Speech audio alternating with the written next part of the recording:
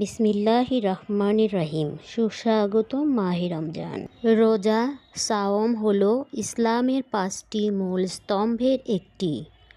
প্রত্যেক প্রাপ্তবয়স্কদের জন্য রোজা রাখা ফরজ করা হয়েছে পবিত্র কোরআন মজিদে, বিশেষ করে রমজান মাসে। রোজার মূল বিষয়বস্তু হলো ভোর সাহরি থেকে সূর্যাস্ত ইফতার পর্যন্ত খাওয়া দাওয়া থেকে বিরত থাকা, খারাপ কাজ, মিথ্যা, গীবত ইত্যাদি থেকে নিজেকে সংযত রাখা এবং বেশি বেশি ইবাদত, নামাজ, কোরআন তিলাওয়াত করা।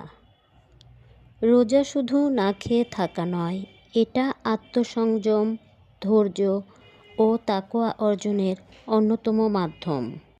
রোজায় স্বাস্থ্য রক্ষায় তেল চর্বি এড়িয়ে হালকা পুষ্টিকর খাবার, বেশি বেশি পানি পান করা সংযমী সুস্থতার চাবিকাঠি।